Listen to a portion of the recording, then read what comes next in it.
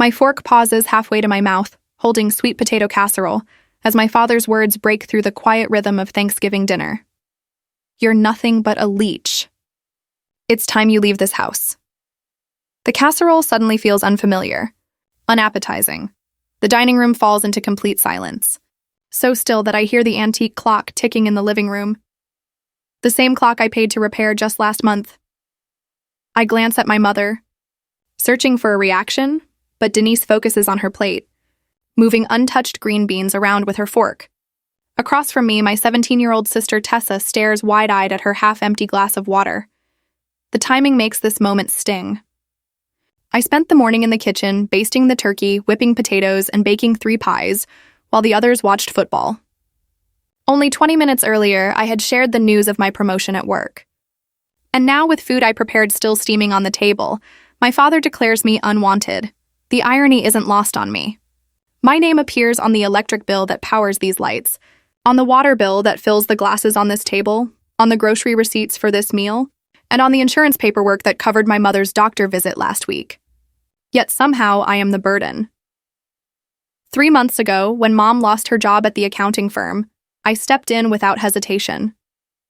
Bills stacked faster than excuses, and Frank's part-time shifts at the hardware store barely covered the mortgage. I began paying for everything else: utilities, groceries, car insurance, and even Mom's medical expenses. Each month, as more accounts transferred into my name, Dad grew distant and resentful. His authority in the household, once unquestioned, began to fade. 2 weeks ago, I overheard him talking to Mr. Simmons next door. Through the open window, his voice carried, "It's not right," he complained. "A man losing control of his own home. She acts like she owns the place now." I didn't realize he meant me until I heard my name. Now Frank stares at me, jaw tight, waiting for me to break. Instead, I keep eating, his knuckles whitening around his fork. The casserole tastes bland, but I chew, swallow, and take another bite. "Did you hear what I said?" His voice sharpens with irritation. "You need to be out by the weekend." My hands tremble slightly, not with fear, but from something deeper shifting inside me. I set my fork down, fold my napkin beside the plate, and meet his eyes. I understand perfectly. The words linger in the air, not angry or emotional, but calm and steady. Frank blinks, unsettled by my composure. Silence stretches until Mom finally speaks, not to defend me, but to ask, "Blair, you'll still pay the medical insurance this month, right?" I have that appointment on Tuesday. And there it is, the truth laid bare. Not family, just a financial resource. Not daughter, just a signature on checks. I stand, gathering my plate and Tessa's empty glass. "Of course, Mom," I reply, my voice even though my chest feels hollow. "I'll handle it before I go." As I head to the kitchen, my mind ticks through everything tied to my name. The upgraded internet for Tessa's schoolwork, the refrigerator I replaced in July, the utilities I took over when disconnection notices arrived. At the sink, I rinse my plate and scrape leftovers into the disposal. Through the kitchen window, I see my car in the driveway, the only thing I own outright free of this house. At least I'll have that when I leave. Behind me, Tessa's chair scrapes back. She brings her plate, sets it by the sink, and though she doesn't look at me, her fingers brush lightly against my wrist. The briefest touch, but the only sign of support I've felt in months. Later, at 1:18 a.m., the digital clock blinks as I fold another sweater into my suitcase. Sleep feels impossible with Frank's words still echoing. I've been packing for hours, moving automatically while my mind races, reaching into my desk drawer for important documents, insurance papers, utility bills, grocery receipts. I plan to sort what I'll need. But underneath them, I find something unexpected. A bank statement with Frank's name. Odd. We switched to electronic statements months ago after Mom lost her job. I pull it out, then another, and another.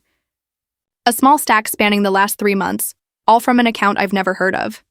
An account with a balance that grows steadily, while I've been draining my savings to keep the lights on. My hands shake as I sit on the edge of my bed. The numbers blur until I blink hard to focus. $4,000 in July. $5,000 in August. Nearly $7,000 now. Flipping through more papers, I find a boat dealer's brochure, Frank's handwriting scribbled in the margins. Down payment, $5,500, circled in blue ink. Schedule delivery after Thanksgiving. Underlined twice. A photo of a fishing boat. While I've been covering Mom's doctor visits and the internet Tessa needs for school, there's more. A notepad with dates. November utility due dates. My name with question marks. After bills paid, written and underlined. They'd been planning this for weeks, waiting until I paid November's expenses before they pushed me out. A soft knock pulls me from my thoughts. The door opens just enough for Tessa to slip in, eyes wide as she sees the packed boxes and open suitcases. "You're really leaving?" she asks, hovering by the doorway like she's ready to bolt. I sit amid the physical proof of my family's betrayal, while Tessa stands with one hand still on the doorknob. The power imbalance stings. Her freedom to walk away, my forced exit. Dad didn't leave me much choice. I answer, tucking the bank statements into my purse. Tessa chews her bottom lip. "Mom said they need your room for storage now that Dad's buying that boat." The casual confirmation lands like a blow. "Boat, the fishing boat he put a deposit on last month." Her voice drops to a whisper. "I heard them planning this for weeks. They said they'd wait until after you paid November's bills. You knew?" The betrayal spreads, reaching even to Tessa. Tears gather in her eyes. "I was scared to tell you. Dad said anyone who warned you would be next." I want to be angry. But the fear on her face is real. She's still a child trapped in the same manipulative home I'm leaving. "There's more," she says, glancing down the hall.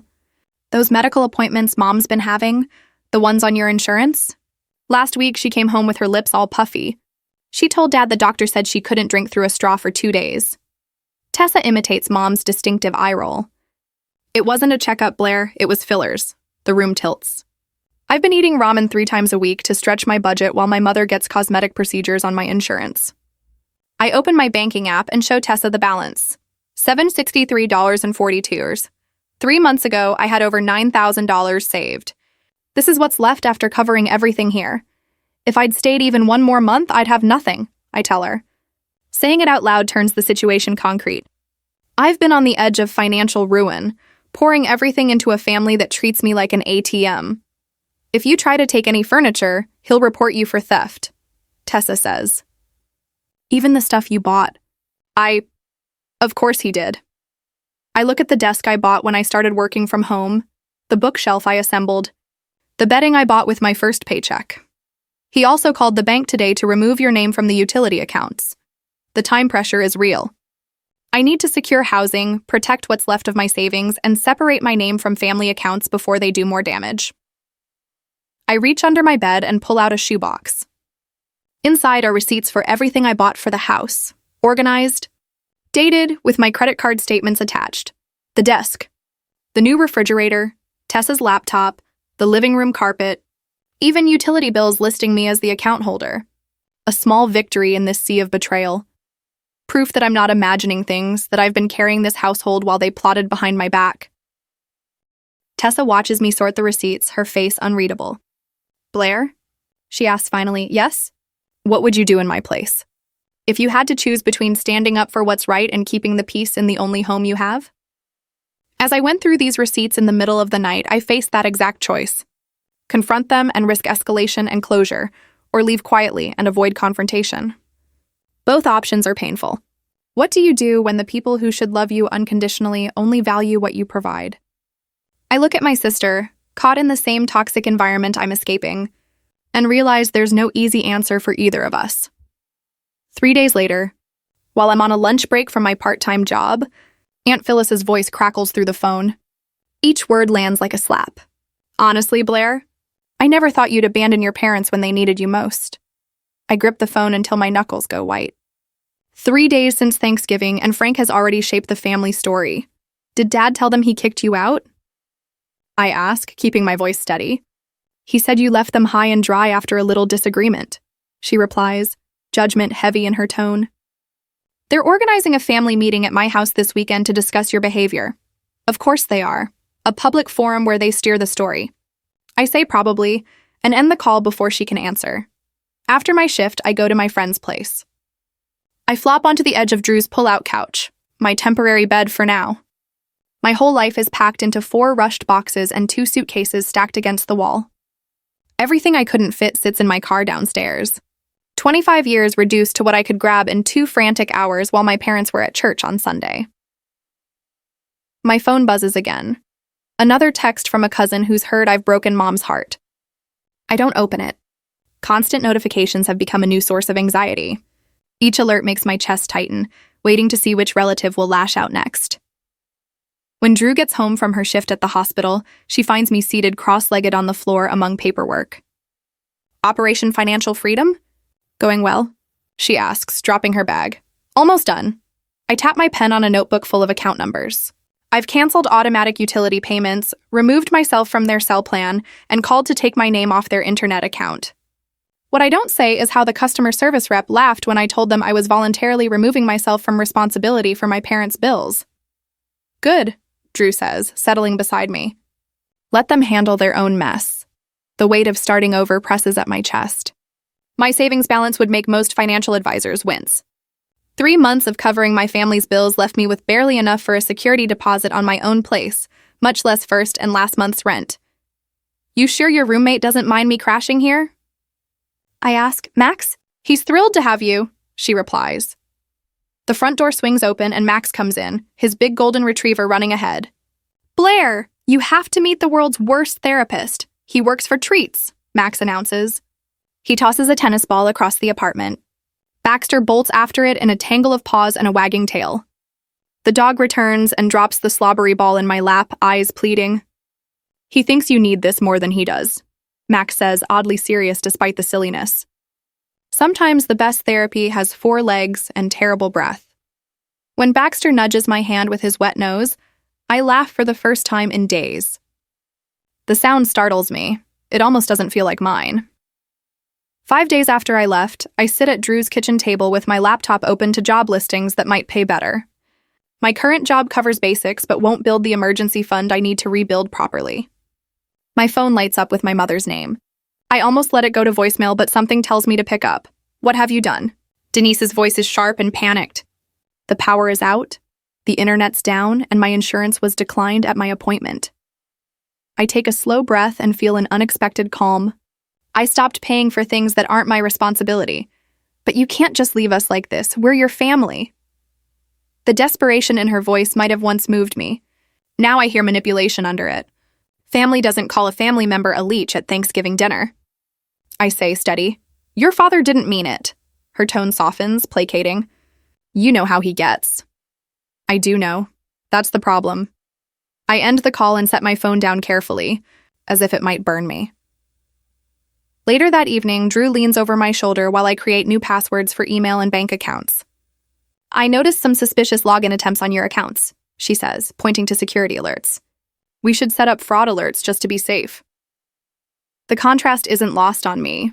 While my family had felt entitled to everything I owned, Drew keeps her distance and waits for my okay instead of taking the laptop herself.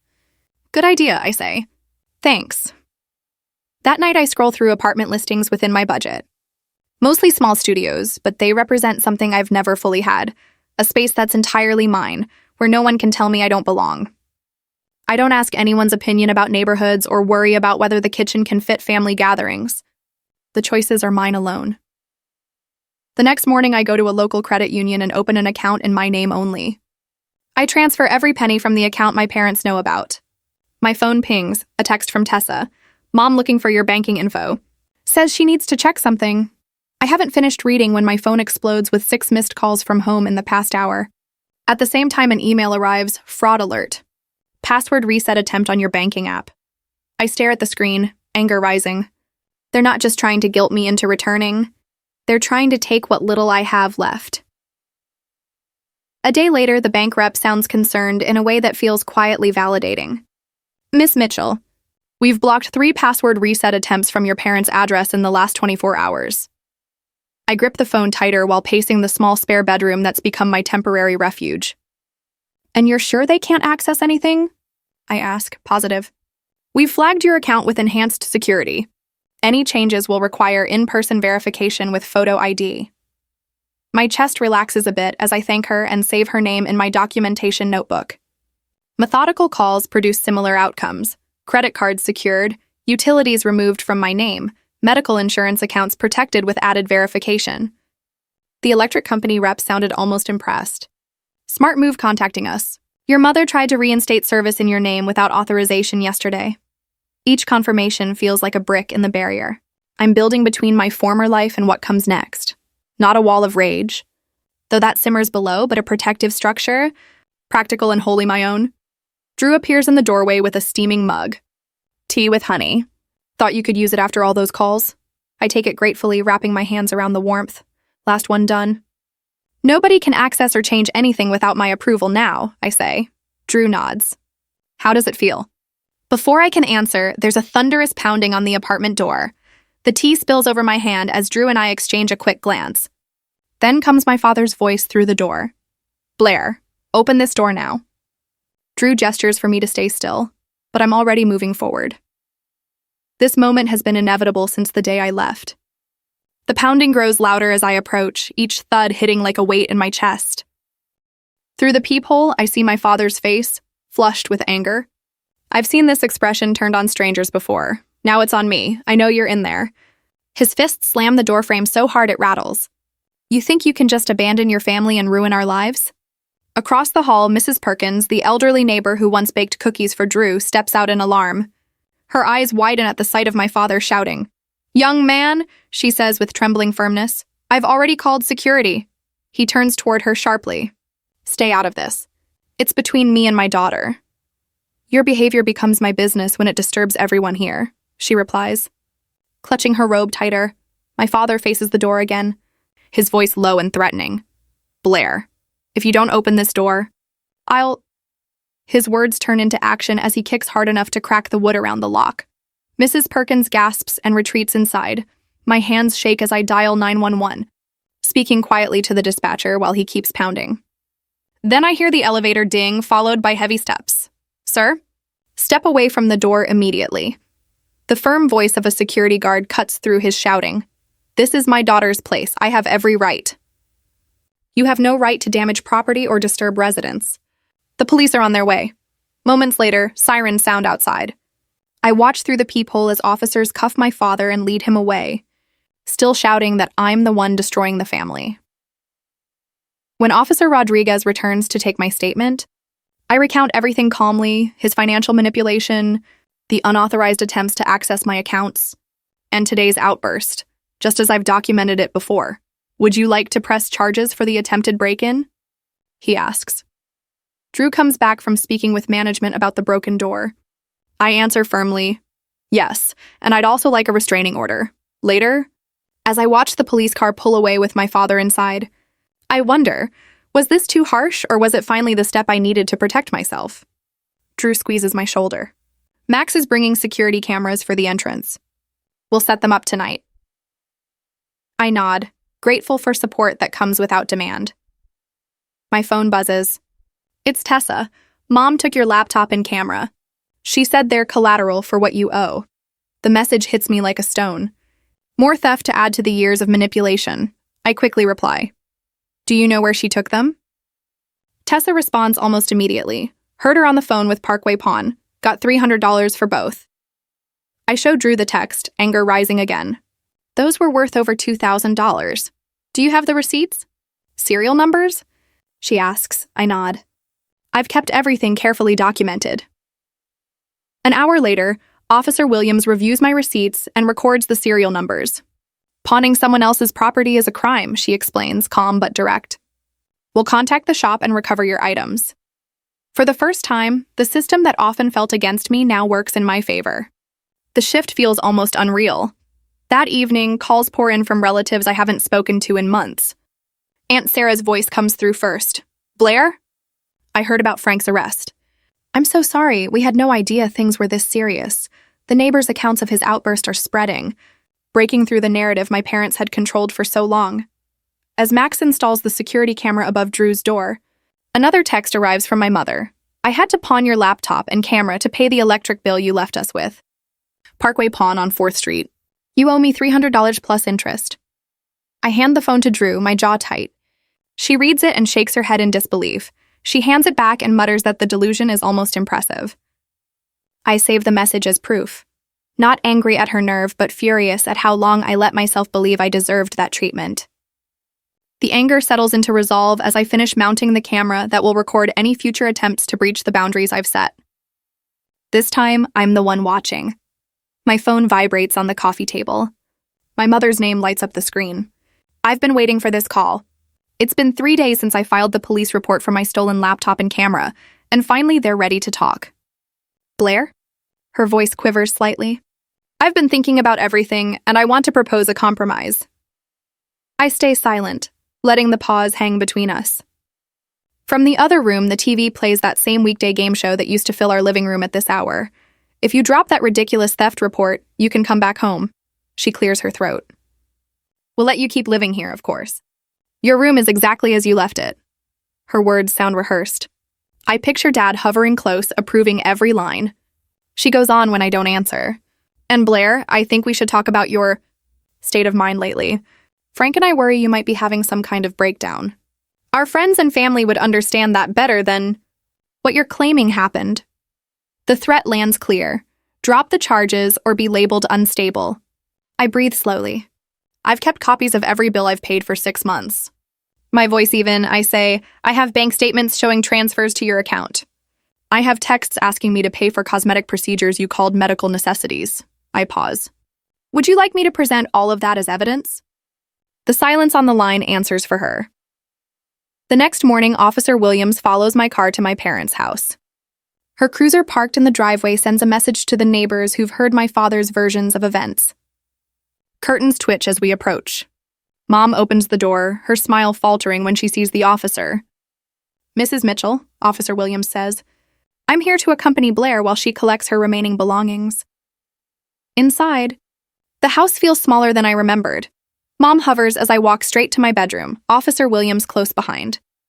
I hand the officer a folder I've assembled. I've prepared records of my financial contributions, I tell her. Receipts for utilities, groceries, medical bills, the new refrigerator I bought in July, everything. Officer Williams flips through them, eyebrows raising. You paid for all this while living here? I nod. Yes, for the past 6 months since my mother lost her job. Mom appears in the doorway, arms crossed. That furniture belongs to the family, Blair. You can't just take everything. I pull out another stack of receipts. I have receipts for everything I'm taking. Would you like to see them? Officer Williams studies my mother, then the documents. The surprise on her face is obvious. Mrs. Mitchell, these records show your daughter has been supporting the household almost entirely. Mom's mouth opens and closes. She retreats down the hall without saying another word. I pack methodically. Books, clothes, the things that are undeniably mine. From the bedroom window, I see neighbors watching from porches, pretending to water plants or check mail. Let them watch. Let the truth be visible. When the last box is in my car, I turn to lock the front door one final time. An engine noise pulls my attention to the street. My other car, the one I'd left at Drew's apartment, rolls into the driveway. Dad is behind the wheel. My stomach drops. I had forgotten the spare key I'd given them in case of emergencies. Dad steps out jingling my keys, his face triumphant. We need to talk about what you owe us before you take this, he says, pointing to the vehicle. I set down the box I'm carrying and pull a folder from my purse. Documents saved for this exact moment. This is the title to that car, I say, holding the paper up. And this is the registration. Both are in my name. Officer Williams steps forward. Sir, that vehicle is registered to Blair. You need to hand over the keys immediately. Color drains from Dad's face as he looks from the papers to the officer. His grip tightens on the keys. I paid for her college. Her braces. 18 years of the keys, Mr. Mitchell. Officer Williams extends her hand. Slowly, his fingers release. The keys drop into her palm with a soft jingle. As she hands them to me, I watch a change I've never seen before. My father, who has loomed over our family for decades, looks small and deflated. Don't come near me or my property again, I say, voice calm and clear. I will file for a restraining order. I get into my car, adjust the mirror, and turn the key.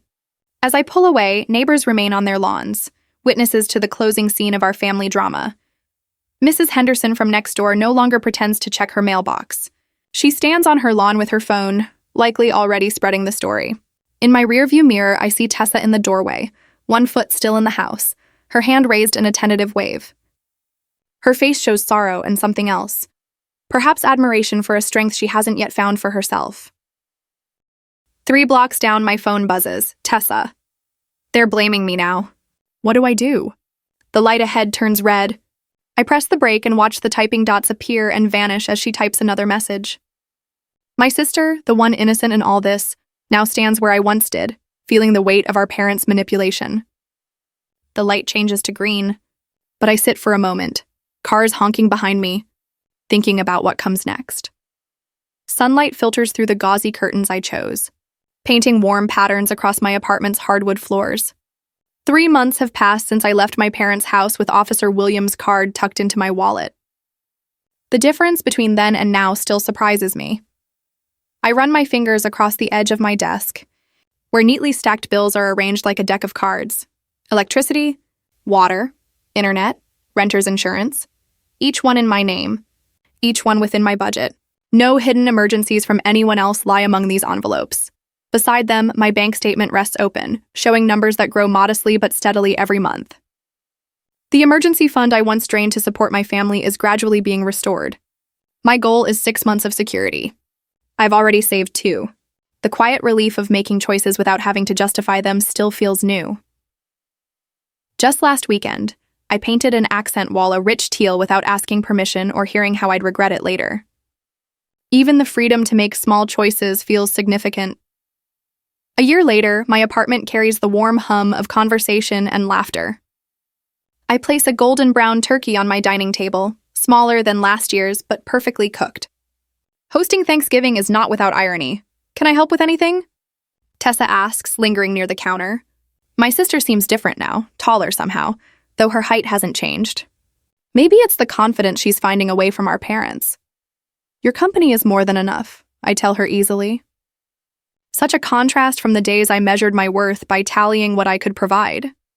I move around my space with a sense of ease that felt impossible last November. The dishes don't match. The table is secondhand, but each piece is mine, chosen intentionally, not out of duty. Drew raises her glass once we're seated. To chosen family and boundaries worth keeping. Max and Tessa echo the toast, lifting their glasses. My sister has been thriving since moving into her college dorm 3 months ago. I helped her with financial aid forms and housing applications, turning lessons from my own struggles into guidance for her. Later, as we sort through scholarship applications at my kitchen counter, Tessa mentions an update. They lost the house last month, she says softly. Dad's still blaming the bank, the economy, anyone but himself. They're with Uncle Rick now, but he's already hinting they should move out soon. I nod, glancing at a small pile of unopened envelopes on my shelf. 5 letters from my parents, none of them read. Setting boundaries doesn't mean I never wonder what they contain.